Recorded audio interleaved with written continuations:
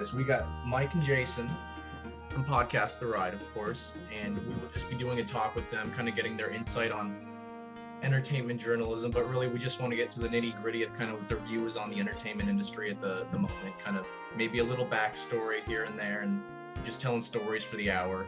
We won't go too far past about 3.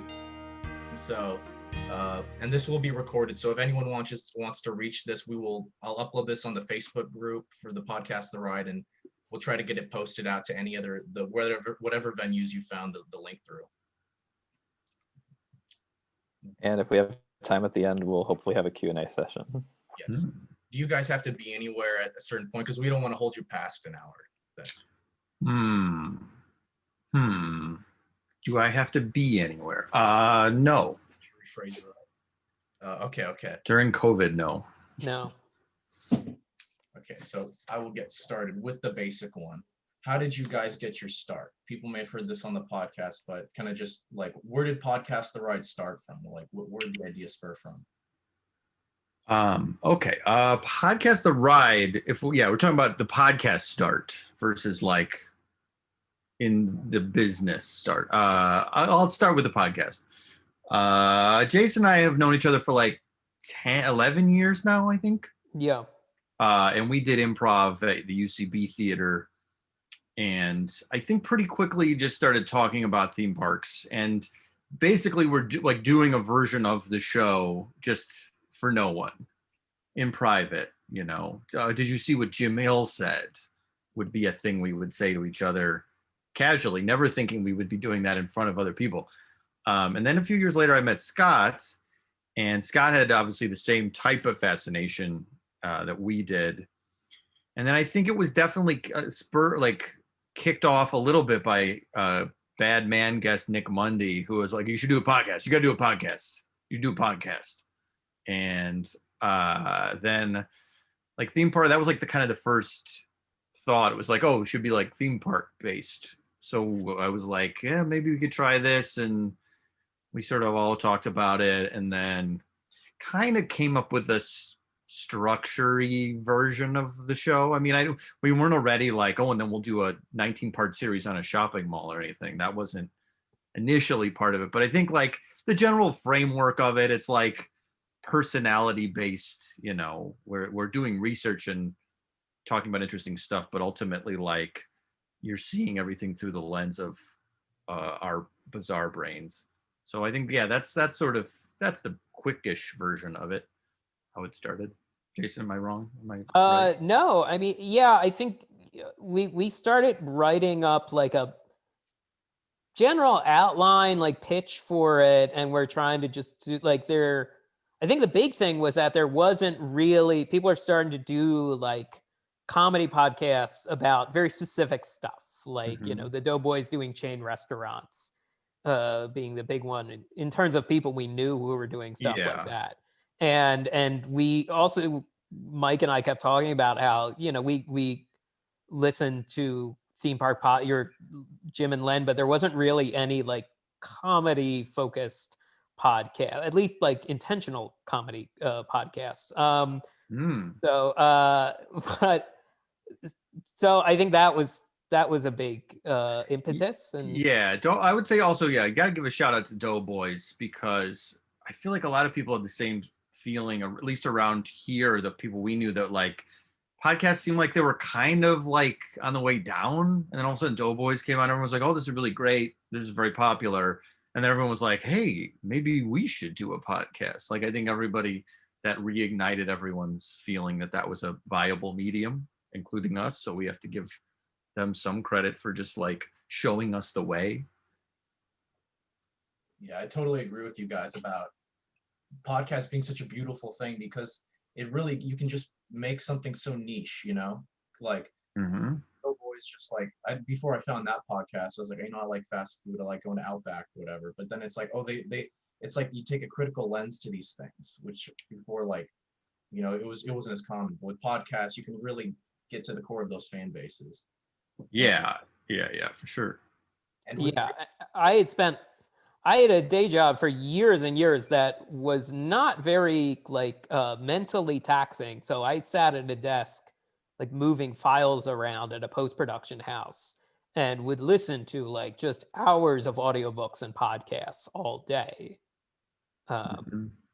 So I think we all came in having like listened to a good amount of podcast and like knowing it's like, well, I like that, I don't like that, and you know, that was sort of how it started. Yeah. And I'd like to commend you guys on the 19-part City Walk saga. I Thank you. I binged that when quarantine started. I binged that whole thing because I was like, I don't know if I could take this on. I did it. I'm glad I did. And people in the club know that I talk a lot about City Walk, and that is why. It's very insightful, and it's just Matt is obsessed with City Walk. It's kind of the thing. It's a thing. I mean, we can relate. Yeah. Yeah, we You're get it. probably the reason. Yeah, look, it's weird. It's a weird place that we all like. It's a place you don't even realize you love until you've been there for like the 200th time. It's got charm. That's what it's got. It's Downtown Disney's nice, and you guys also did your series on that, but Downtown Disney lacks a sense of like, it's like really like kitschy like charm. It's, I don't know, like it's the it's like a Margaritaville thing. It's just like, it's a little cheesy, but that's what makes it so fun. That's what I feel about it. Yeah, it's a more, you're being trained. City Walk, of course, is a state of mind. But it's also, it's just the theming and the decoration around it makes you feel like you're in some sort of strange, like, I'm trying to think, like Cool World, the 80s movie or the early 90s movie. Like, it's a bizarre, like you're in a different place. Downtown Disney is like, oh, this is nice. And I know there's a cool theme park a ways away, but these are just stores, and there's nothing nearly as gaudy in a good way there. Yeah, I think City Walk too, a little more beholden to like, I think you can really track consumer tastes like from the early 90s and stuff. It always takes a while for that sort of thing to show up in theme parks. Like Disney in Florida is like, hey, we got a cold brew place now at Downtown Disney Springs. It's like, oh, congratulations on getting to 2015. But City Walk, a little more on the ball with that sort of thing. Does that lend itself to like something still hanging on from the 90s to something very like 2019 showing up next to each other? Yeah, sure. But that's kind of what the chaos makes it interesting. It's like a Jack Kirby comic book or something. That's what it like. It's just a mash of a bunch of stuff. And the weirdest thing for me is like, there's like a UCLA extension like billboard next to the Ben and Jerry cow UFO thing. And I don't know why that's there. It's like, that was briefly an extension campus. There were classrooms there for a very short time. And now I think it's just storage and offices. Okay. They have to sign up for the street cred probably. Yes. Yeah. That would have been great to study there. Well, we got to move on from that though. It's, you got to take the hits, but City Walk, they take chances. That's what I like about them. Disney's the same, but City Walk, even if it sucks, you're going to have fun. That's how I see it. Completely agree. Now, this question follows kind of like where we are right now with the like entertainment industry is of course taking a hit right now. Everything is. How do you guys see do you see the themed entertainment industry recovering after this? Do you think there'll be a bounce back, or do you think we're gonna lose some parks, shut down, or? I mean, I think obviously your big hitters, your Disney Universe, I think the bounce back will I mean, everybody right now is just, we're, like foaming at the mouth to get back there. So I feel like those places are going to be fine. The Universal's never stopped building their Nintendo Land over here. Like that'll just like open with like that'll open like maybe hopefully next year. I mean, and that's going to be, again, as long as there's like a vaccine and like the pandemic mostly dies down, like there's no way people aren't going to be like just going crazy for Nintendo. So I feel like they'll be fine. I don't know, as far as smaller places, obviously that's probably up to like certain government like subsidies for like smaller businesses. I haven't looked at the Cedar Point financials lately, although that is something I think we would do on our podcast. Yeah. I believe last I saw, they turned down a bid from Six Flags. Yes, I think that we So- talked about that a little bit. I Yeah. think all those places probably will make it. I mean, I think we were already in the midst of like a very popular time for these places, because like after 9/11, obviously I think everything went down, had a downturn, but I feel like this generation and older, I guess I'm talking about my generation maybe, or no, my generation younger, I think at this point is just like we're all in on theme parks, and I can't imagine it going away. I do think like Disney's going to take a while maybe to build big new stuff, but that might be it. But we'll see. I hope the smaller places can survive. Yeah. I mean, Disney after 9/11 shut down some stuff permanently, some stuff just temporarily, but they left a shell of like a half finished hotel just to sort of rot until they finally finished it. And that's art of animation now. But Yeah.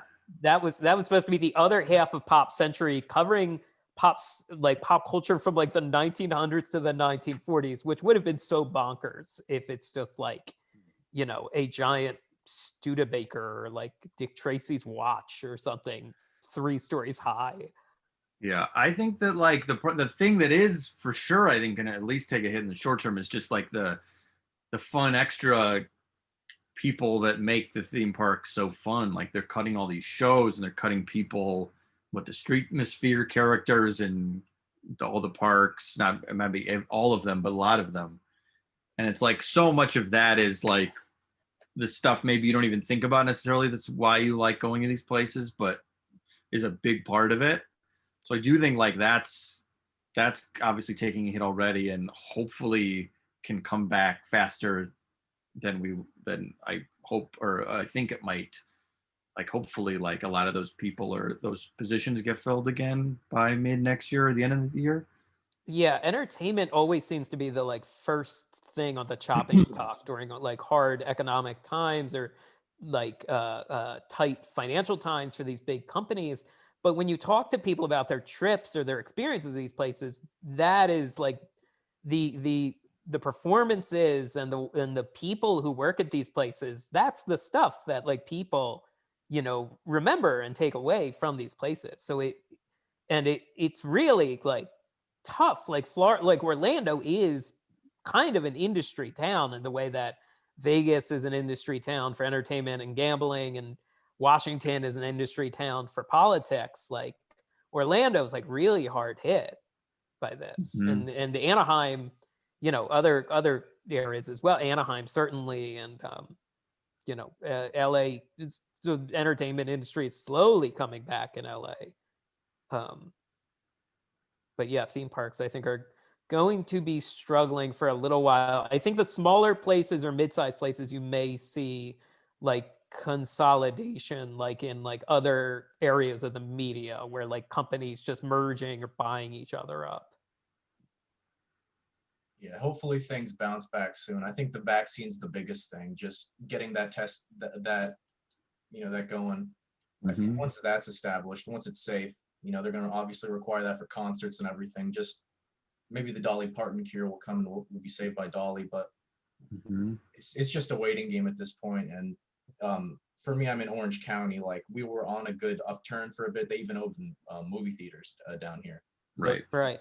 We're going through another thing, but hopefully we figure this out. We get this done through, and we can all go back to Disney or whatnot and just have a good time. Mhm. Hopefully. So Maybe Dolly will give the vaccine out at her park. I hope she gives it out for free. She's got that vibe. She's just gonna hand it out, be like, here you go. And She's a saint. that's next year's like Hallmark a Lifetime Dollywood movie. There's been like 2 at this point, right? Third one's Christmas at Dollywood. Yeah. It's called One Special Shot. Ooh. Or 2, I guess it's 2, because It's Moderna, 2. you have Yeah, to it's take 2, 2 and it's got to be vaccine shots. cold, and yeah. Moderna, though, doesn't have to be as cold as the Pfizer, though. Okay. I think you guys got a solid pitch right there. Mhm. Thank you. So Thank you. this question goes back to kind of your guys's well, this goes to your process directly. So what, like, of course you guys research. How is that research process kind of what's your work ethic when you guys go into an episode? Like, or just go off? I guess it depends, honestly. Like, I mean, I like nothing more than an episode where it's like about a park, and it's mostly I know if we, depending on the guests, for instance, like if Nick Mundy is on for talking about Astro World, he's not like a big theme park like message board reader, so we know mostly it's going to be goofing around about him throwing like dodgeballs at kids at Astro World or something. So it depends on it. Like in that one, we'll read about Marvel McFay and stuff like that. But also I know that a lot of it is just going to be us trying to have fun in the moment. But like versus a Haunted Mansion episode, it feels like you want to have a little more knowledge. I mean, it varies depending on what it is. Or like when we do our Final Fours, which is like we break down what's the best theme park smell. It's like, I don't do anything for that really, because I kind of want the process of it to be live. But so yeah, it all depends. I mean, would it be nice to have like a really dedicated research team that could like hand us all the facts and we would never get anything wrong? Yes. I don't know if we'll get there though. Yeah, we all do our own individual research and then come in and talk about it. Obviously, we come across the same, Mhm. the same stuff. Although some of this stuff is better recorded than others. And like, I was teasing Matt beforehand about, in your newsletter, we're talking about entertainment journalism. Please no one cite us as a primary source, whatever you do. Especially because you look around and I was briefly like an intern / fact checker at the Philadelphia Weekly when I was in college. And they always taught us to like find 3 sources for like every fact. And every now and then, if you try to do that for some of this theme park stuff, like the number of guests the Magic Kingdom can hold any given day, you will find a dozen different results, because like some stuff like, yeah, you can say, well, Disney, the original leg of Disney World opened August 1st. Is it 1971? Or 19? Yes, I'm getting a thumbs up. And then Epcot was October 1st. October 1st, 1982. 82. Both October 1st. So the longer I spend in quarantine, the less I can do this off the dome. But yeah, so we all do our own research, and like, which is fun because then the reactions can be very real on the recording. Like if one of us finds something and the others have no idea about it, that is very fun to do. Yeah. That was like Mike and I, we did the Rock and Roller Coaster episode. Mike and I had not come across Talix, the pseudo Star Wars inspired science fiction band at Tomorrowland. And so Scott revealed what was out there, like what he could find. And then eventually, Kevin Perjurer and Matt Serrano, through Defunctland, they went even further and got the people on tape. And that was very thrilling to have Mike Post call us dorks in a documentary. That was definitely one of the highlights. Yeah. So yeah, it all depends. I mean, also the secret of the show is that like, it's really just about like making fun of like each other, and like Ham, making fun of Jason for eating ham. Like the bit, like we're, it's like we're definitely into this. We're doing research, but also like, I hope no one's like thinking we're so academic, like a source. We're a decent source, but we're not as good as like, I mean, Perjurer, who does like, he has like really perfectly constructed things that he researches, and ours ultimately, I kind of think it is like a goofing around hangout podcast more than I think of it as like something that's a document that, I don't know. That's a little bit of a cop out. I agree. That's like when Jon Stewart would say he wasn't influencing anything on the Daily Show. You'd be like, well, you are a little bit. So yeah. But anyway, that's sort of how I think about it. Yeah, we're all comedians first, and then I guess critics or pundits or enthusiasts second. So, Yeah, if I don't feel like anybody said something funny for like 3 minutes, I start to get like oh yeah, we nervous. start to get anxious. Yeah. Like if we're too sincere even. And we're pretty sincere in times, but yeah. Anyway. On the note of you guys being a source, I think a good way to describe you guys is a secondary source, Mhm. maybe even a third source, but That's fine. not a real thing. But I'm comfortable with those made up term. but Yeah, sure. the what I love about your guys' thing, just you guys are so comedic. I love the Defunctland videos because they're very focused on just the topic. But what you guys bring with the comedic sense, some of the stuff I don't even know what you're talking about, like going in, which makes it fun because it's like, oh, it's this thing. But then you guys bring the tangents, you guys bring your perspectives and personalities, which makes it so fun. Oh, Thank thanks. you. Yeah, I do think like the key to like this type of podcast is being able to show people what you think is interesting or funny. So that's good. I like hearing that because sometimes you do feel like you're like, I'm talking about I'm trying to think of a recent tangent. I'm talking about like I guess Casamigos is an example of it where you're like, this is all of a sudden turned into something that we talk about a lot, but does anybody give a shit? Does anyone care? I think it's even if this thing is so ridiculous, I think just talking about it itself is funny. And if you already got these comedic skills, you just have funny personality. It's just I think that's the best way. You're entertained while learning about something, which I think that's why podcast comedy ones are so fun. Yeah, I mean, I hopefully we give enough of like the big spaceship Earth sort of rides that people will indulge us when we want to go down. And it's like, well, follow us to Lance Burton's self-produced movie Billy Top It, or follow us to the World of Celebrity Liquors. Yeah. I hope it's good. It sounds like that's still kind of working, which is good. Yeah.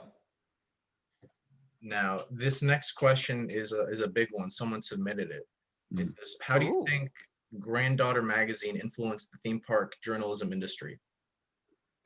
Well, that's a good question. They're just probably heavy hitting, like reporting. We've seen a lot of different outlets now for theme park news. I feel like it's only gotten crazier since we started doing the podcast. And of course, Granddaughter Magazine has done such hard-hitting exposés on swing pushing, on sandbox purchases, hard candy development, advances in hard candy science. Yeah. So I think just sort of anytime there's a publication like that, one that does such good work, I think it raises all the other publications around it, makes everybody work a little harder. Yes. I feel even if you don't read it, I think it's kind of like just Star Wars. Like the thing existing is important to just the impact that it's had on the industry is very important. So, yes. But we could go on for that one. But let's get back to the main entree. So so this is a bit of contention. The ride, The Secret Life of Pets ride, never opened to the public.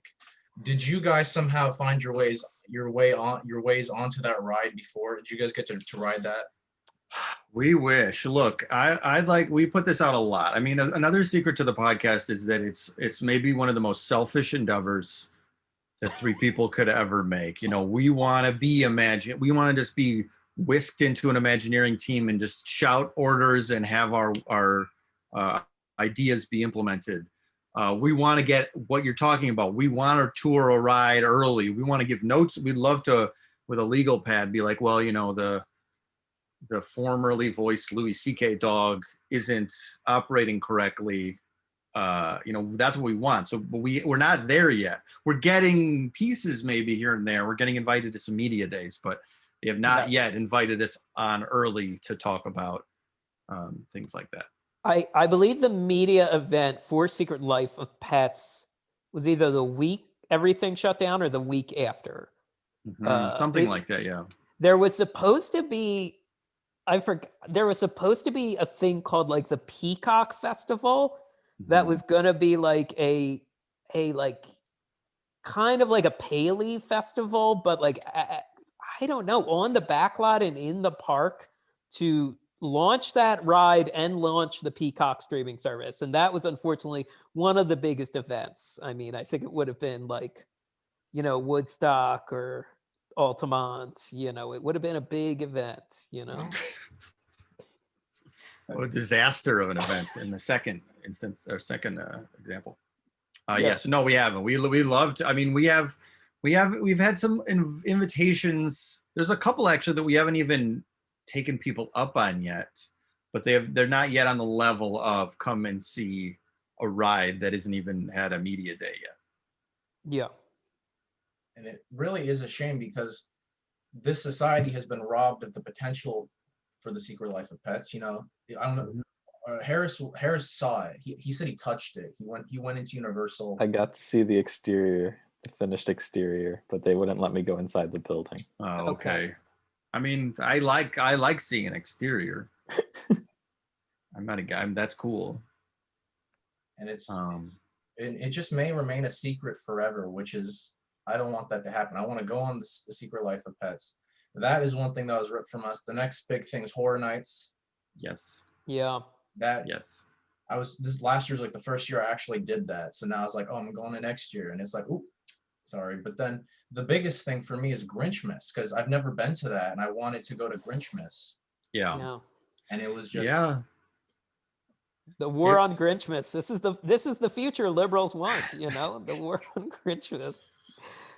I ate a giant Grinch face donut 2 years ago. It was delicious. Yeah. I interviewed the Grinch 2 years ago. I asked if he thought Baby Grinch was cute. He said yes. I believe me, there's plenty of Marvel opening and Disney getting to suit up and shoot spider bots on the new ride. I wanted to do that. I was very excited about that. So yes, I mean, hope all this stuff next year, again, fingers crossed. Thank you, Dolly. We should be back, hopefully. Yeah.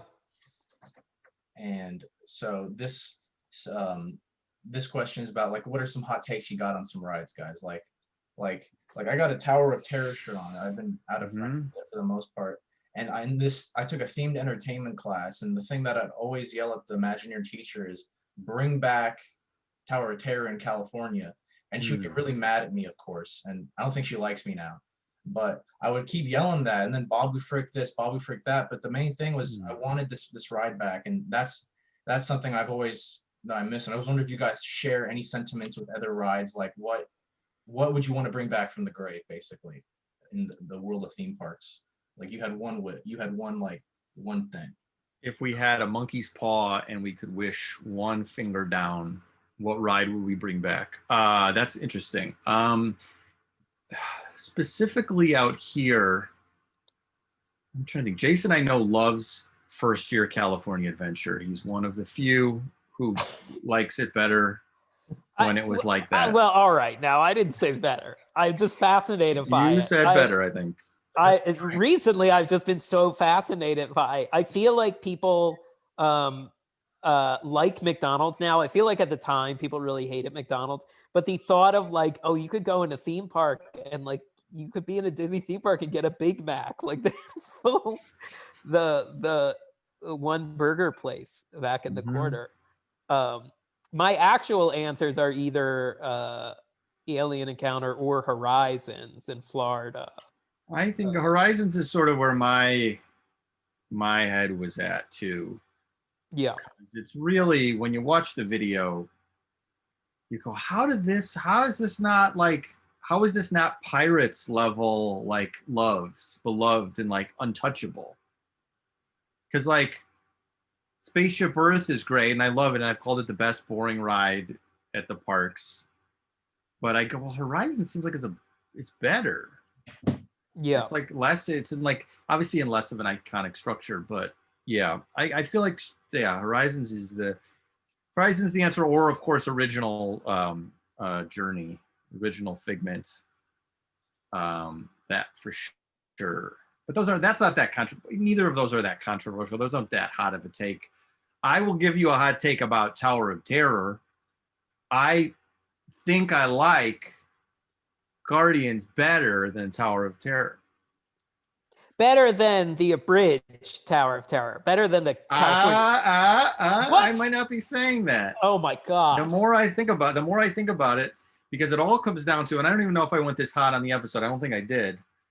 It all comes down to the actual ride itself not being as fun as the actual ride itself on Florida Tower of Terror. There's nothing like not cool stuff happening. So I think maybe right now I might like Guardians better. That is a hot take, and I know that is not a popular one.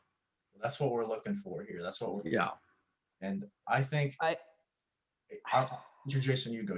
Oh, my hot take is I don't think that Spider-Man ride coming to California Adventure will be as good as the Amazing Adventures of Spider-Man. That's not a hot take. Who's debating that? I don't. Disney. But I don't know. I'm not saying I'm not looking forward to it, but like I'm hoping in person that Avengers Campus looks a little less drab than some of the concept art. Sure. Let's hope it doesn't look like because the movies are all like gray palettes or whatever. Show the superheroes in the sky. I'm hoping there's at least some colors like Guardians. Yes, we love the world, the movie-going public world over love the grays. They love like lots of brown in like backgrounds. They love armies, just like PlayStation 3 kind of filled out crowd scenes. You know, you got to get the people what they want. Just looks so good especially on a big screen. Yes, especially on a big screen, on a projector where when we saw Avengers Endgame, I think the light bulb was going to die shortly after the movie. That was a bad. We were in one of the Burbank. Burbank has like 3 movie theaters all within a half mile of each other, and we were in a small theater, and there were some problems with the projector. Very bummer. Very, very big bummer. Anyway. But campus. I think what you said, Mike, on the Tower of Terror thing, I agree with you that I most likely agree with you that the ride itself is not as good as the Guardians one, because the Guardian feel I like the pop music. I like it feels like it's you get a little more out of it. Yes. But the theme, I always like the theming of Tower of Terror, the original, because it's like, it feels like a scarier version of Haunted Mansion, because Haunted Mansion's like, oh, it's fun scary, but the Tower of Terror is like, oh, this is like, it feels more like a haunted, like you're an actual horror film. Oh yeah. Oh, for sure. I mean, I don't disagree with that at all. It's the lead up is amazing. The top floor room is amazing.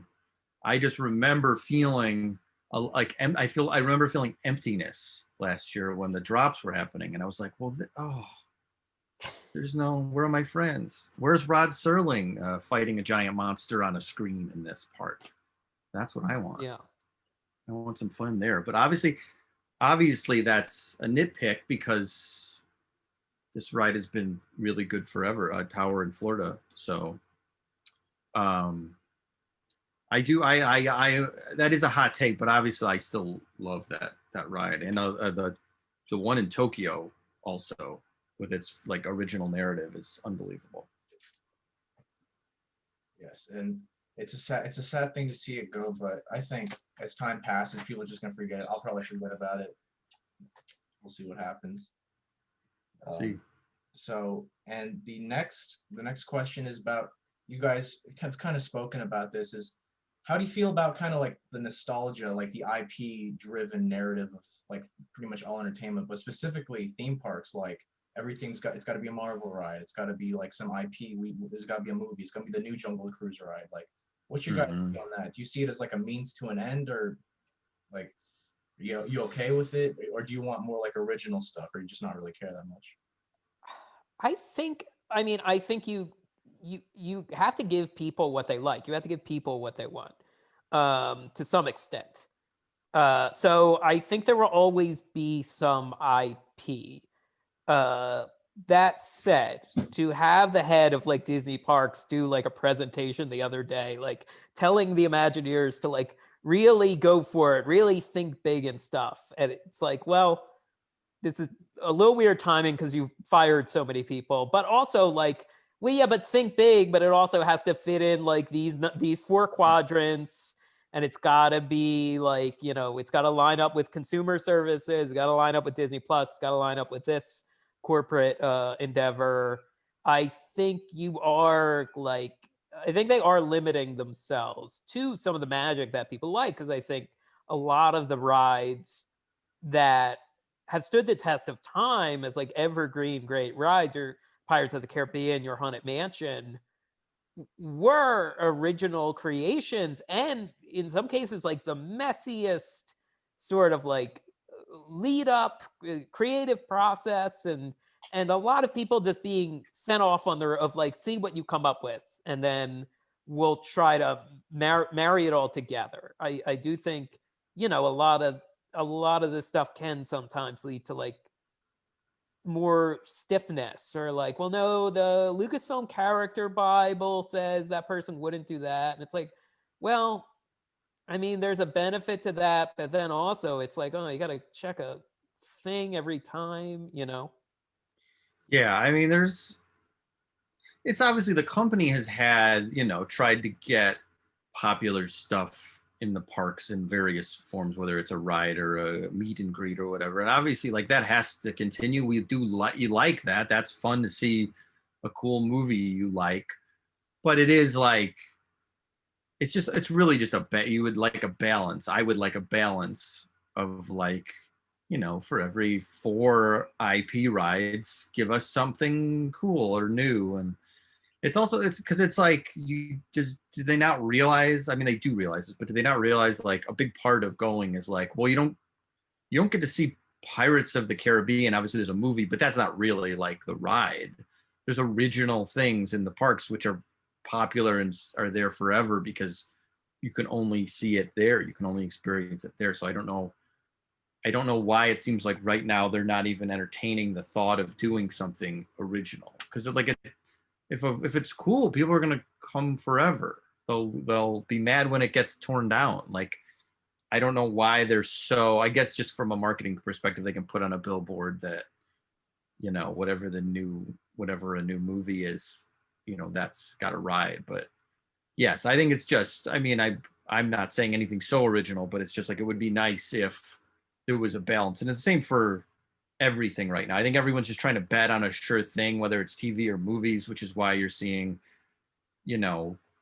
everything being from IP. And Jason and I like comics, and I don't think we would dispute the fact that like we were not upset that there was 4 different like Wolverine books as kids. Like there were 4 different Wolverine comics, 4 separate narratives happening at the same time, and everything is turning into comics from movie and TV. Like it's just as much as you want. Greg Berlanti is, making 16 shows based on Archie comics and DC comics. Like that's insane and kind of our dream as kids. But in the same way with theme parks, it would be like, well, you could get a few original things in there. But like, yeah, I want to see how deep we can get here. I want like C-list like X-Men characters getting their own TV show. That is certainly a dream of mine as a kid, to see like Maggot, the man who had giant metal bugs that a part of his like a digestive system. I think like I would like a show based on him. Yeah, like I like all that stuff, but yeah, it would be nice. A balance would be nice. It definitely feels like just in entertainment we're just oversaturated with so much stuff, whether it's marketing or just people. That's the general trend, what people want. Mm-hmm. And it's just, yeah. I mean, everything is so fractured and scattered. Like people can follow their niches, like they can follow their direct interests. There's less like, well, your coworkers are at the water cooler and everyone's talking about Coach from last night, or everyone's talking about Married with Children. Uh-huh. So, but like there are, like I will talk to people, and I'll talk to friends, or I'll talk to like my family, and they're like, oh, I was watching this on Netflix. I was watching like, Main Street USA on Netflix. And I was just like, what is that? Like, that's a poor choice of just inventing a show, because that is the name of a thing in theme parks. But it is so easy now to just totally miss something, to like totally, you know, not even know a show is happening. Mhm. It feels like with theme parks, I think I've said this before. It feels like almost the only opportunity right now to do a thing like it's a more original is like if a new park opens. Excuse me, my voice cracking. If the new park opens and they're like, well, we can put 5 to 10% of the budget towards something new. Everything else has got to be a movie or TV show. But I don't know. We'll see. We'll see. Everything changes. Yeah, Who and knows? stuff swings. Comic book movies will eventually fall out of fashion. I don't know that they'll go away forever, but I think the In, demand might die down a little. in 75 years, the demand will die down a little bit, and then we'll have something new. Yeah. Yeah, it feels like we're just in a very nostalgic phase. There's always, like, I think right now it's the hardest it's ever been. Like the 80s, they're looking at the 50s. Mm-hmm. Every so often, or 50s, there's westerns coming out every other day, like Marvel movies. Mm-hmm. I mean, I think a lot of mistakes people make are thinking like something is like very unique to the moment. And obviously what you're saying is like we've seen this type of thing before, and it'll swing a different way at a certain point. Yeah, like I think something interesting that's similar to the Guardians change is the Jurassic World update they did. I don't know, Mm-hmm. it's a little of a facelift, little of a downgrade. It was just like it's a new ride, but Mm-hmm. we added it's the same ride, so like you're happy. It's like it's just like the movies. It's like it's the Jurassic Park movie. It's a little different, but it's the same thing because we know you want your Jurassic Park. Yes, it is. I think this could take up the rest of the thing. I do think that in a lot of TV and movies that's based on other things, like based on an old movie that was beloved or a TV show that was beloved, it's like they want to give you little treats. So it's like, oh, here's this character. Like about 45 minutes in, they give you this character or a reference to that character, and you get a little treat like a dog. They're like, here you go. We're more of what you like, yes, and then we'll give you a bigger treat in the climax, depending on what the property is. Here's your serotonin. Here's your here's Howard the Duck, or here's J. Jonah Jameson. Both of which we were very excited. Oh, we hooted and hollered at the screen. Yeah, we were so excited to see. Oh, that's a spoiler, I guess, if you haven't seen the new Spider-Man. But yeah, more post-credit scenes. We want at least 4 to 5 more on top of what they've been doing. If they were to bring back one thing, they got to do a Howard the Duck like show or something. Like they got to do something like. Of course. Yes. Cartoons. Practical. He looks just like the George Lucas Howard the Duck from the 80s. That is an important film in the canon of filmmaking. It's very important. Good George Clinton song in it. Very good. Mm-hmm. Good movie. It's not off the. I think honestly, none of this stuff is off the table, which is the fun aspect of how much we're rolling in the IP slop. Yeah, all this stuff is on the table, I think. We have had friends working on some bonkers stuff where like had auditions or meetings for like, well, okay, we got the license to XYZ, like, and you're just like, what?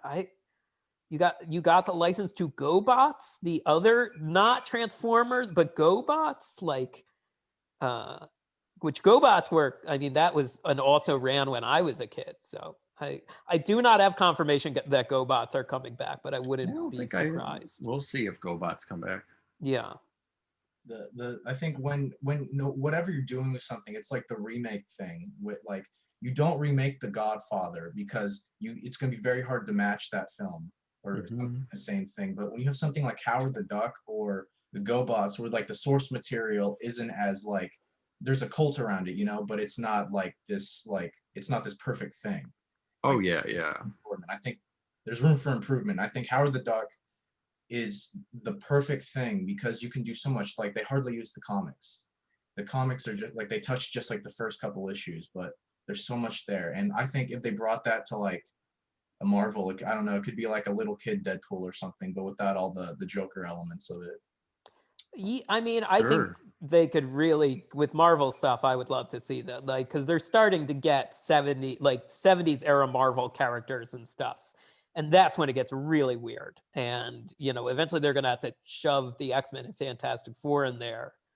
So I think you could do some really fun stuff. But yeah, I think the more like Sam Raimi's or Taika Waititi's you get in there, I think the more interesting it will be. Yes. And with this, we're going to transition to the Q&A section real quick. I have one last question for you guys, though. Sure. Which Yeah. like when quarantine ends, whenever it ends, what is the first thing you guys are going to go on? Oh, Well, I mean, okay, this is a tough question because there's so many variables. If we're going to Disneyland, I'm of course going to be checking my app as soon as I go through the turnstiles, and I will be trying to get a fast pass. Now, if I rope drop, I'm going to go on Guardians first. Okay. But if I'm going in the middle of the day, I will probably try to check my way into an immediate Big Thunder, Guardians, maybe Space Mountain, but probably Big Thunder or Guardians is first. I would probably. I mean, I would say Space Mountain or like something to just reset my brain and go on the Mark Twain or the train. My other answer would be trying to get a cheap ticket to Orlando, and just like that has been my like recent intrusive thoughts of like, well, I could go to Orlando tomorrow, but there is a once in a lifetime pandemic happening, and that would be very silly to do. So I will not do that. But I do want to, I think I would be very soothed to be in Epcot or be in Islands of Adventure and then go see the Bourne Stuntacular. I have also fantasized about like after getting the second vaccine shot, hopping on a plane to Tokyo and going right on Sinbad. One of the best rides of all time. Yeah. This was the year I kind of set for myself. It's like, all right, you're going to do some international travel. You're going to hit either Paris or Tokyo. And then for the show, I was like, okay, I'm going to watch some horror movies and become brave and do Halloween Horror Nights. And it was just flew too close to the sun on that. Yeah. So I'm still watching the horror movies to try and acclimate to them. Law of diminishing returns on those Halloween films, I'll say that. They weren't that very scary to begin with. I got to find something scarier. Thank you, guys. And for the Q&A section, so if you guys have a question, please raise your hand in the chat, and then I'm gonna pick whoever's first. Please privately DM me like the pitch for your question, so just so I know we don't have any shenanigans going on. Yeah, don't say anything untold. Untoward. Untoward. Untoward, not untold. Jeez, I'm losing my mind. But yes, it's been very fun talking to you guys. Just the riffs. It's very, you guys are, I feel the ambience that you guys create is like an ASMR thing for me. It's a very soothing podcast. You got your goofs, you got your giggles. You're very insightful, and it's just a good time. Thank you. And we thank you again for coming. And as we get thank you. The questions rolling in. And look, if you can get us into a hosting job at any sort of future award ceremony, please consider us. Yes. We will ignore the entertainment journalism. Mm-hmm. Well, we will do our best to get you guys in there. As we said, there's a lot of bureaucracy going on. Of course. But we will fight the system from within, and Mm-hmm. we will do our best. Mm-hmm. Thank you. Please, we cannot handle the blow to our fragile egos of being denied a press badge to the Theas multiple years in a row. Once was bad enough. Hey, we weren't the right fit. Okay? We just weren't the right fit, you know? I would have rented a tuxedo. They have my measurements online on file at Friar Tux, you know? Mm-hmm. Okay, so any more any questions, anybody? Okay. Okay, so this one's from Brian Cook, and this I think is one of you guys' best episodes. Is the ET episode with Griffin Newman, or did that have Griffin Newman on it? Body. No, ET's like one or two. ET's like the first one, yeah. No, I remember I listened to him talking about it, and he recommended if you're gonna watch Podcast Ride, listen to this one. That's the train of thought. Oh, okay. Oh, okay. And so that is, I think, one of your guys' best episodes. I showed it to a bunch of members of the club who had no idea who you guys were. My friend Brian here, it's great. You got the I can't believe I'm forgetting this. Who the teacher. Botanicus. Botanicus. Yeah. Botanicus bust outside decaying in the sunlight was like Yes. that was it was like a sad thing, but it was also a beautiful thing. It was just like it's, yeah. You can bring it back, guys. Put him back in. Get rid of the mummy. Right. Yeah, that would have been great. I hate to break to you, Matt. Nothing is ever coming back unless it's in the form of merchandise or a sweater you can put on a Figment animatronic. Or if it does, it's coming back in the form of a CGI version at Knott's Berry Farm. Yeah. Okay. Yeah. Abridged versions will come back. Yeah. Yeah. Okay. Now we're a bit short on the panel questions. I apologize, guys. But Hey, that's okay. just on the tangent, I'll throw out some things that I think you guys may have some good opinions on. I think a lot of us do, and that really we don't understand why the themed entertainment industry's been so okay with that, at least within the realm of Universal. Screen rides. Screen rides are the death of us all, and they are just. Tell me about it, guys. I want to hear it. Well, I'm not so completely anti-screen ride. I'm just against the overuse of screen rides. I'm very pro Transformers. Obviously, we're all pro Spider-Man. At Islands of Adventure, pro Guardians. I think those screens are good. It's just that it seems like for a few years in a row now, Universal's done a lot of screen rides. That's sort of just that's really just my complaint. Because obviously we want the robots, that we want to see robots doing things. Yeah, that's why we go. And sets, like it seems like the overuse of it, I think it's really what people don't like. Like, and I think not only overuse, but like technology age, like people's eyes adjusting to 4K and then 8K and stuff. Like I feel like the Simpsons and Transformers footage, all the like late aughts stuff, I think is going to age worse. But you start to see a swing, like there is more practical stuff like coming, it feels like, in that Velocicoaster, the Navi River ride. The screens are kind of in the background, used to fill out the background, and there was a big advanced animatronic right at the end and a lot of practical sets to it. So yeah, I think they serve a purpose for sure. It's like King Kong, Fast and Furious, Minions, Transformers. It's just there's a lot of all very primarily screen stuff, and and a lot of it's in the same kind of used in the same kind of way. Because obviously, like Flight of Passage is awesome and it's a screen ride, and it doesn't. I think screen rides just get a bad rap because of the span of Universal time where they kind of used the technology for a lot of things. But like Spider-Man is 21 years old at this point, and it's still great. And I think it's the combination of screens and practical sets that also was aided by the fact that they redid the footage a number of years ago. Mm-hmm.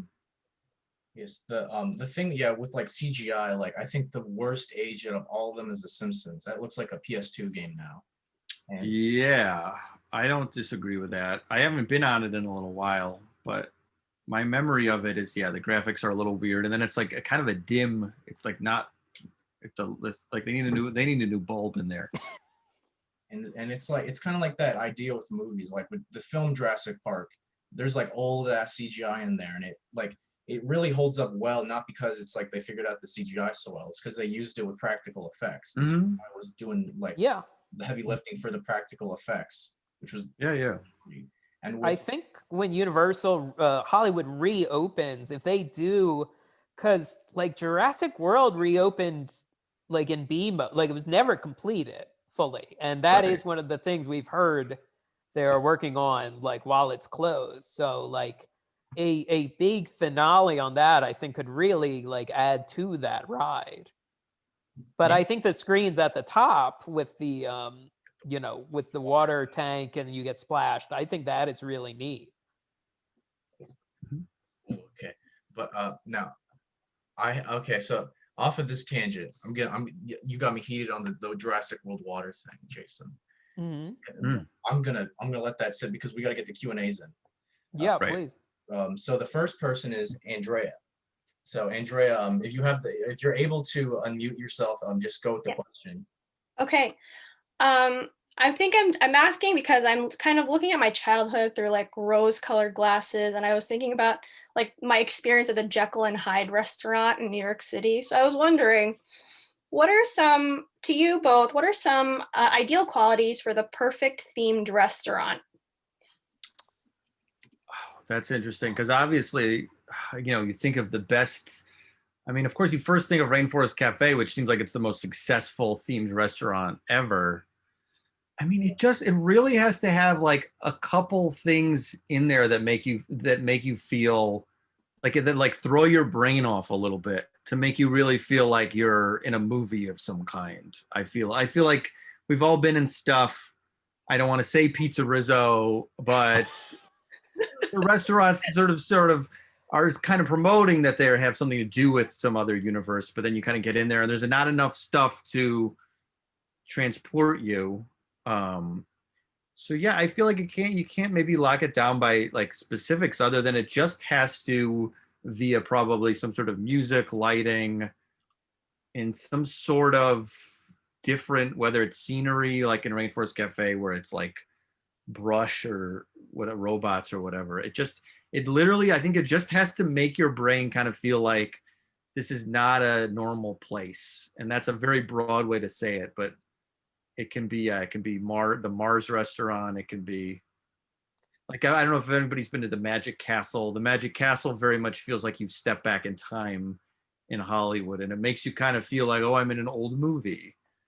But really, it just has to, whatever within, and I don't think even has to have that huge of a budget. It just has to feel like a place you don't usually sit in and eat. And the food, Yeah. the food was good too, but I mean, I was gonna say, I think if you can get the food up to pretty good, like not even amazing. Like there was a point in time, I know this might not sound realistic now in 2020, but there was a moment in time where the food at Planet Hollywood was all right. Like it wasn't bad. When Planet Hollywood first opened, I remember the big thing as kids, we were just amazed because their chicken fingers, the breading was crushed up Captain Crunch. And like that worked on our kids' brains so much. But then even like when I was older, there was a period of time where we went to Planet Hollywood. I just remember this so clearly. We went to Planet Hollywood in Times Square and I had like a pasta dish that was like scallops and capers and lime. And I was like, Jesus Christ, this was really good. Like, what did they do? But that was not consistent at like, necessarily the food did not hold up at Planet Hollywood, Atlantic City on the boardwalk. Or like, the second city Planet Hollywoods were not amazing. the other thing I would add, I think, is that it helps if it's like a casino in the sense that you feel trapped. You feel like you can't get out of there. Because there's a bit Margaritaville on Navy Pier, and it sucks. It's really bad. It's extra dirty. It's dirtier than a normal Margaritaville. But it doesn't feel like you're anywhere. It just feels like you're in kind of like a slightly bigger, dingy strip mall on the pier versus the Orlando Margaritaville, where when you go inside, there's a giant volcano or there's a giant like pitcher, and it feels like there's little rooms. You just feel a little bit more transported. Yeah. But like we were texting earlier because one thing we're obsessed with at the moment is that my family is from like Southeast Pennsylvania and Southeast Jersey, and in Atlantic City, the Trump Plaza Casino has sat vacant for years and years, and they're finally imploding it at the end of January. Mhm. But while it's at vacant, the Rainforest Cafe got permission and got a separate utility bill so they could stay open on the boardwalk. And they survived all these years, even as like the town went up and down economically, and the building they were attached to was totally closed. And then, even though the main portion is being imploded, the chunk with the Rainforest Cafe is surviving, and they are still open and will still be open. So, like, regardless of, like, people still like the Rainforest Cafe. We still like the Rainforest Cafe too. I mean, we're not going and plunking down a lot of money, but it still has its charms, and clearly people still enjoy it.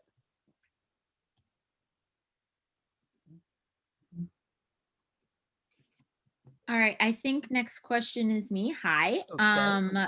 I am wondering if since you mostly talk about theme parks on the podcast, of course, I'm wondering if you guys have a favorite themed entertainment experience that's not a park, like a museum exhibit, or you guys talked a lot about like different sort of weird bars in LA that have different themes on the Trader Sam's episode. So anything Yeah. like that, I would love to hear about things that you guys enjoy besides theme parks. I'm trying to think. There was where was it? There was a David Bowie exhibit in Chicago a couple, like 7 years ago, where you'd have like headphones on and you'd go and it would like broadcast like if you went to buy his Tin Machine period, his 90s weird band, they would play that. And if you went by here, it would play Life on Mars. That was pretty awesome because it was like you were wearing like high quality headphones that like immersed you in that experience. I'm trying to think what else, as far as like, there's a lot of like little local tiki bars in the valley here that are pretty cool.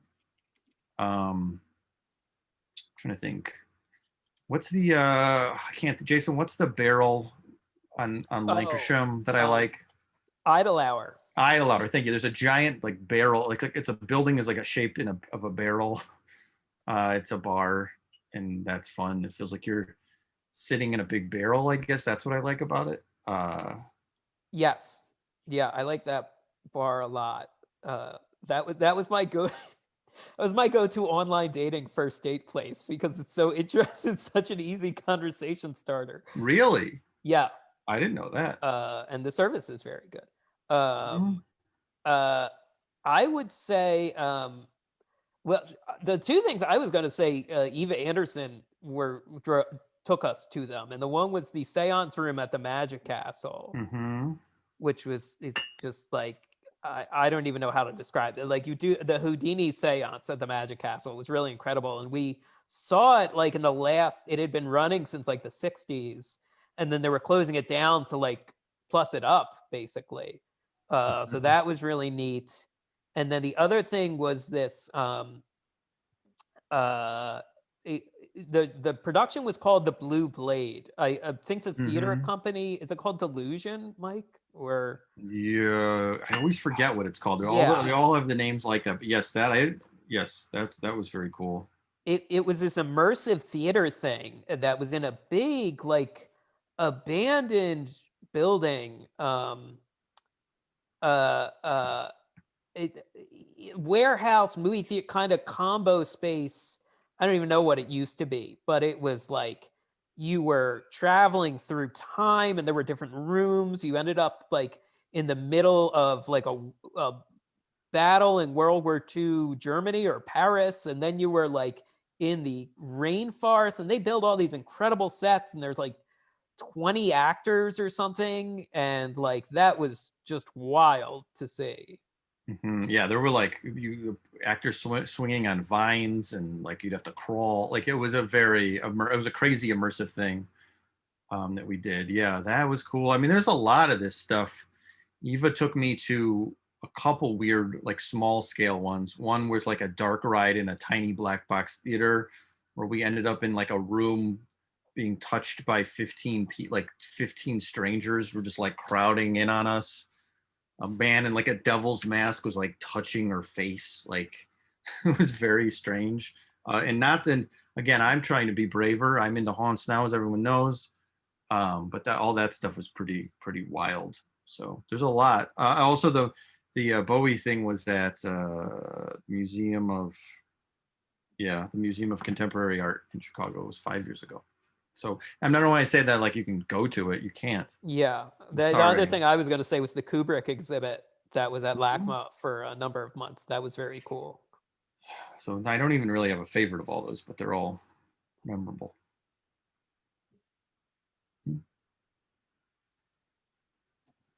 Thank you for the question. Yes. I think we have one more, Matt.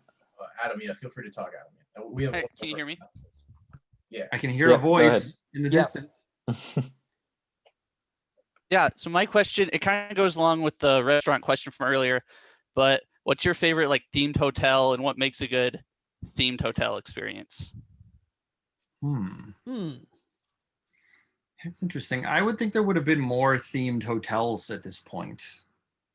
Like we've talked about, like, yeah, I mean, obviously, like we're seeing Star Wars hotel pictures.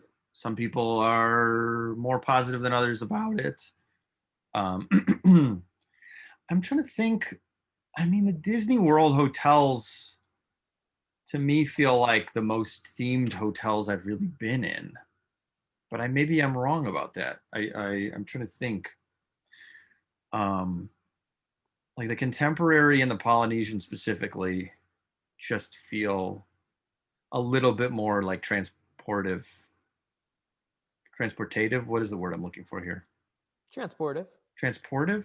I think so. It does sound weird to hear it. Yeah. If this were the podcast, I would have edited that out and subbed in me saying the right word to make myself sound smarter. Yeah, I guess those, I'm trying to think what you've like, I have not stayed in the Snoopy Hotel at Knott's where he tucks you in, but that's just a regular hotel where a man dressed as Snoopy walks in your room at night. It's like, that's not like you're living in his doghouse or anything. So yeah, I don't know. I'm also partial to the Polynesian just because of it being like the place we would stay as a child. And as a kid, it was like, oh, this is like a different country. Like we're actually in Hawaii at the Polynesian. You know, you listen to that music, that's ukulele music. So yeah, I'm trying to think anything else. I'm trying to think of other hotels I've stayed in. What hotel did we stay in Santa Barbara? That was cool. Did you stay at the Coronado? The one that so. inspired the Grand Floridian? No, I didn't stay at that. That's too expensive. Okay. Too expensive. Yeah. Maybe what we're realizing here is that those cool ones are too expensive. Yeah. I mean, I really like. Well, both are. It's going to seem like both are just me trying to stay in New Jersey, but like the Boardwalk Hotel at Walt Disney World is great. It is a nice hotel. It's well designed. Again, my family's history goes back to Atlantic City. My great-grandfather, supposedly the family legend, he was a bootlegger who ran a speakeasy on the boardwalk. But I was really impressed when we went down last fall. I stayed at Cabana Bay for a couple nights at Universal, and I thought they did a great job with like the throwback motel, like architecture, googie kind of design. Yeah, with hotels, it feels like they can't get that wild. It just feels like, even like that Star Wars hotel, it's like, it just looks like a tiny hotel room with a couple bunk beds and like orange, and a fake screen. It's like, it's not really like, in my dreams of a themed hotel, it would be like some bizarre like space bed that was like, it would close on top of you like you were in Alien and you were on a multi-year mission. But like, that's not practical. Dad is not going to want to have a thing close on him while he's sleeping on vacation. He's gonna be very upset. There's some interesting stuff in Europe. Mike, what was that park we did on the European vacation? The what was it called? Fantasia Land, or no? Yeah, I think it was Fantasia Land. Is opening like a steampunk capsule hotel of like repurposed shipping containers. Like, I mean, yeah, that sounds cool. Sounds really cool. But I mean, My personal taste is a little bit of theming, like a Wilderness Lodge, Grand Californian level of theming. I don't need the characters everywhere at the hotel, you know? Yeah, it's a mix. You want, I think, yeah, you want a little bit of a mix of stuff. Yeah. But if you're going down with like a family and a lot of little kids, like yeah, Pop Century is really cool. It's great to have like big old phones and big, you know, Roger Rabbit and characters walking around and stuff. Like that's fun. Yeah. So if anyone has suggestions for other themed hotels we should stay at, I would like to hear them. There's this is a quick one. I think have you guys seen the defunct land Nickelodeon hotel? Yes. Oh yes. Those are open. I would go visit that. I'd go to there. Yeah, I would like to do that. My girlfriend told me a couple of weeks ago that, because that came up in conversation, she lived in Orlando and worked at a lot of the parks down there for a number of years. And she said she auditioned for a show that they were going to do at the Nickelodeon Hotel. And before it could go up, it closed. Oh, no. So, Because of the green slime. But, yeah. We have one more question. It's Millie, I believe. I apologize if I mispronounced your name, but please speak. No, you're good. That was correct. So since the podcast is like nearing almost like 200 episodes at this point, and you've covered like a lot of topics, like rides and attractions, how do you like see the podcast expanding and like covering new topics that aren't like specific to like one thing, like the drinking at Disneyland, like sort of like along those lines? That's a good question. As you said 200, I was like, is that? Oh, I Is guess it? so. Is that right? I I guess. think it's like 180 or something. I mean, that makes sense. I'm just saying, like, I'm not even thinking about it, but yeah, you're right. That's crazy, first of all. It's a good question. I mean, we've obviously had to change things around this year for COVID reasons. There were probably other things we would have been doing. I mean, for sure would have been other things. I think really, my philosophy with it, I think, is try to always see if we can go a little bit like deeper down an alley we've gone before. So it's like, not necessarily that we're going to do like 40 episodes of a saga of some kind, but like, what do we think is fun or funny about it, and like try to do more of it, or try to, I mean, we do like, you know, obviously with our ghost friend, the Sector Keeper, is there more fun stuff like that to do maybe in a different context? I guess it's basically like trying to do like basic solid fun, like the normal solid fun episodes about like big rides that we've been doing, and then just try to, I don't even know what other way to put it, but just try to follow our whims a little more and do some more ambitious, maybe ambitious is the word. Yeah, because we made sure, like when we did the Downtown Disney series, like we were like, oh, we don't want to just repeat City Walk. We want to come at this from different angles, try some different stuff, more guests. Eva got trapped in the underworld and came back. You know, so we try to think about that. We tend to keep it kind of modular in terms of like long-term planning. I think we try to have a good balance of like, well, if we do something regional, let's have like a bigger e-ticket, or if we do something like smaller, or you know, let's try to balance that out with like something. A lot of our episodes are guest driven too. We try to ask the guests, like, you know, oh, give us some stuff that you like or some stuff you were interested in, and that can drive it. I think, I don't know. I like to think about the long game of like, you know, we're gonna get to stuff. Anytime someone's like, you got to do Spaceship Earth, and it's like we are aware of Spaceship Earth. We will get to Spaceship Earth. Like, please do not worry. But I recently, yeah, well, there will be a Space Mountain episode eventually. Yeah. So, but like, it's fun to play around with talking about the different versions, and I am always very interested in like what was the world like, what was the economy or culture like at the time when something gets built. We've been really kind of on a run lately, a little run of like unbuilt stuff, which we hadn't examined much. And the Creature's Choice Awards we talked about, and then there's something coming up next week that was never built. But it's very interesting to examine that stuff. I mean, there's YouTube channels just about unbuilt stuff entirely. And also, Millie is wearing merch, and we should have called on her first for displaying merch. I agree with that. Yes, So, that was a big yeah. mistake to not call on her first. Yeah, I think ultimately, like, I think we were talking when we started the podcast. I know we were talking about it. Like, we wanted it to have different moves that it could make. Yeah. I think sometimes, which is why maybe there was a very early an episode that might have been a bit divisive with a special character that was not a sector keeper.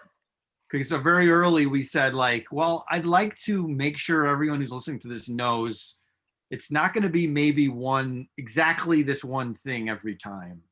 So I think now that we've tried different types of episodes, your Final Fours, your this, and I think it's all about like taking the stuff that already is working, trying to push it more, and then also trying to, of course, just to keep it interesting, try new stuff and see what works. I mean, we have a lot.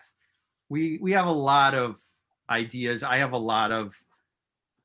was trying to come up with this. I have a very crazy, not crazy, but a kind of a high concept episode idea that I kind of have floated before. So I think it's just trying to like, if we do another saga, is it better, different, more interesting? If we do, when we do another Final Four, can we make it more obscure? Can we try to get weirder with the things that we like? I mean, we went from rocks to smells. I'd love to make it weirder next time. And I don't know if it's seats. I don't know. I'm not saying it is. Yeah. I mean, some stuff like the Imagineers, necessity being the mother of invention, we have made choices because of the practicality. Very early on, we're like, hey, maybe every episode doesn't need to have a guest. Maybe some can be just the three of us. Like, I don't know that we will find someone that will be as enthusiastic to talk about like World of Motion for 2.5 hours. Like we would. So that was a practical thing. Sometimes we've done, we've had emergencies come up. We've thankfully usually been pretty good about staying a little ahead or a little on top of stuff. But like there are times where it's like, well, we haven't done a mailbag in a while. Questions have built up. People have questions. And also like, that's good because maybe we don't have 2 to 3 hours to dedicate to research that week. Yeah. So, and new stuff like pretty quickly, the topical episodes aren't, now is not the exact climate to roll out a ton of topical episodes, but we learned early on that like, oh, people do want to hear our opinions on like what Star Wars is going to be, or like what now maybe we'll never see it. Epic Universe could join the ranks of great unbuilt stuff, but we did do like a long episode about like what it was projected to be. Yeah. So we were lucky now that we have like, I guess, narrative threads too. Characters that can come back. Chucko can come back. Like there's a lot of balls in the air that we can kind of do. I can 90% confirm we're doing a Patreon sequel soon that I am confident is going to take it up a notch. So I'll tease that. So I don't know, more of the same, but also trying to keep expanding in the same way that like a TV show or comic book would in a third or fourth year of trying to just complete this bizarre universe that we've created. Yeah. Keep expanding it. That was a very long-winded answer to that. I could have just said more fun stuff to come. We always try to keep it interesting for ourselves and our wonderful listeners, and we try not to phone it in. I think we are all too neurotic for that. Yeah, I agree. I don't try to phone it in. I'm not phoning this in. I feel far too guilty. I feel far too guilty if I don't do enough research. I'm trying to be good here. I never phone it in. Yeah. Why I'm not on trial here? Okay, well, It shows. Okay. oh, thank you. Thank you. for Thank you. Yeah. So That's a very good question. The quick segue off this, and I know we're a bit over time right now, about 20 minutes. So if you guys have to go, it's totally good.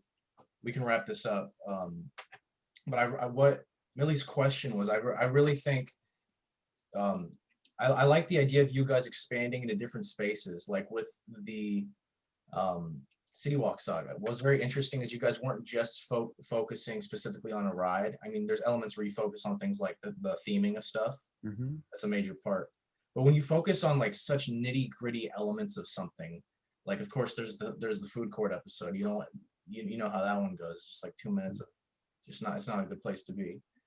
But being able to explore certain niche places, the niche within the niche, and I think like if you were to do like another sector series on something like IKEA, I think would be something out because there's so much there. Just fine. What like and just and that's just a general thing with anything. It could be like the subway in a Walmart or something, you know. And I think those things would be like right up your guys' alley for something that the sector keeper could return to, because you never know. Well, sure. There's a Imagineer Joe Rohde. We all, I assume, are familiar with him. He's, did Animal Kingdom and the Avatar stuff. He hasn't done it, I don't think, in a while, but for a period of time, he was posting a photo of something like maybe the Las Vegas Strip, and he would write like 8 paragraphs under it as if he was breaking it down from a design standpoint, which of course he does, because that's his job. He is able to boil down the essence of a place. He is able to feel a vibe and an aura. That's probably how he designs things. He describes them to other people that have to create his vision. But it's funny to clinically examine the monstrosity that is Las Vegas. I mean, this is the secret also to the podcast. It's of course completely valid to go spend time in these places and to look at them with a critical eye, but it's also insane. Who cares? It's Las Vegas. It's gaudy. It's just a bizarre arms race of buildings. So it's like the secret. Now I've stumbled into the secret of the podcast. That's funny and valid at the same time, because of course, like everybody has an opinion about something, and if you really sit and think about it, and think about like the Claim Jumper restaurant in which you're eating in, you can have opinions about it. You can have opinions about like the booth, the color of the booths, and the material they're using for the chairs, like in the carpeting, if it's good or bad. That's all valid. Of course, anybody can think about it and go, oh, you know what? The plates are really bad at Claim Jumper, but that's also funny because who cares?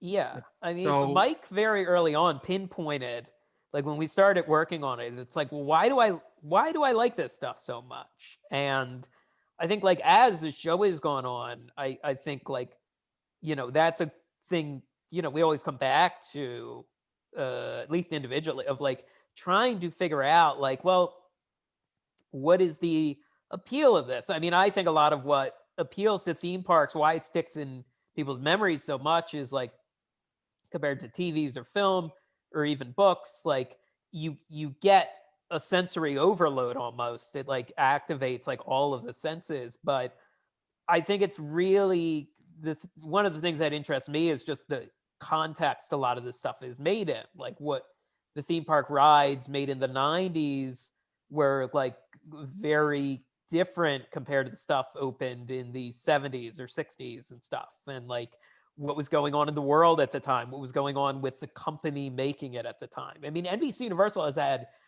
God knows how many owners at this point, like everyone from Seagram's, the liquor company, to General Electric, to Comcast. And the parks have, for better or worse, been affected by that,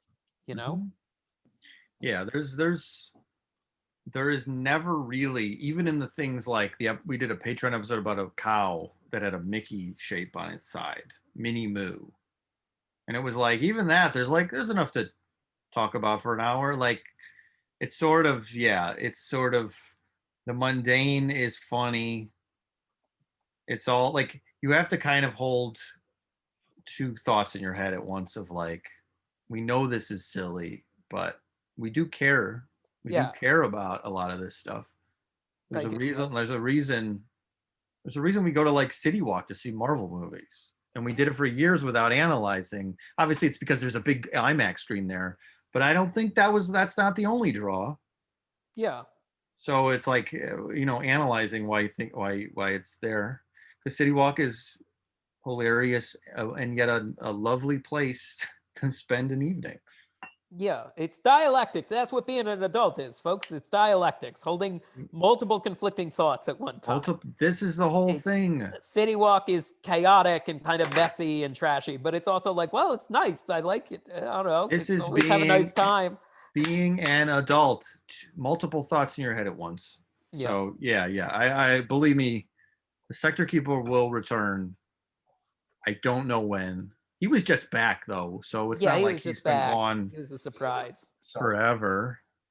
And We also love the surprise episode. We love surprising people or throwing a curveball. Yeah, you got to keep people on their toes, you know? Mhm, mhm. I think the Sector Keeper is one of your guys' greatest inventions. I think one of the best characters in media for me. Thank you. Well, thank you. I mean, it's really, you got to give it to the Sector Keeper himself, whoever he is. Whoever he is. Because I literally said to whoever he is, here's the name and here's what you're doing. But I don't know. As you can hear, I mean, it's not, by the way, it's not that hard to not listen to that episode. It's not that hard to determine it, like we're figuring that out on the fly. So yeah, he was not. I'm saying the performer deserves a lot of the credit. Performer, yes. Lucky that performer happened to be the best natural improviser I know. So. Yes, who Jason and I may have improvised with for years. Yeah. Okay. And what you guys are saying about what the root of the podcast is, I very much agree. When you critically analyze things, what the core concept what you're studying is a choice. Someone made a choice. And when you have something with City Walk, someone chose to put the UCLA sign up next to the cow, someone chose to put the giant Raiders thing there, and it's when you analyze these ridiculous things with a critical lens, and of course you guys are connoisseurs of context, so you just understand, like, why was this built? Like, the Raiders aren't going to be in LA anymore, so that's going to affect Right, yes. The Raiders aren't in the States anymore. The Raiders store is still open during the pandemic. The Raiders store is, I don't think it closed once. I think it's been operating the whole way through, just doing so incredibly well through COVID. Yeah, it's funny. It's all funny. It all makes me laugh. And I'm fascinated by it. And I think you can probably apply it. Obviously, like, Scott and I have the same type of relationship with music. Jason likes music. I'm not putting it down here. I'm just saying, it's funny to know, like, Scott knows the basis from Toto and what other albums he played on. Like, that is funny to know that, but it's also, like, important to him. Yeah. Mike and I know a lot about, like, 90s bubble bursting Marvel. Like, I love bankruptcy era Marvel comic books, and like, I've been going back and reading stuff from COVID. I've been reading, my friend from high school writes for the Comics Journal sometimes, and he had blogged about some Alan Moore. Alan Moore wrote a bunch for Wildstorm, this Jim Lee, this publisher from the 90s that DC owns all the characters now.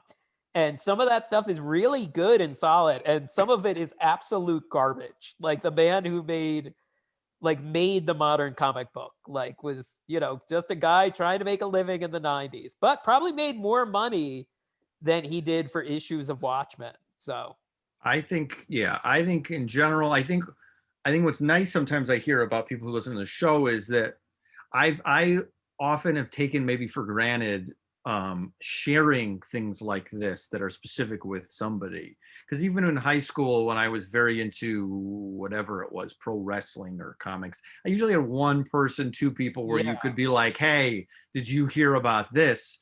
And the whole student body would have made fun of me if they heard me say it.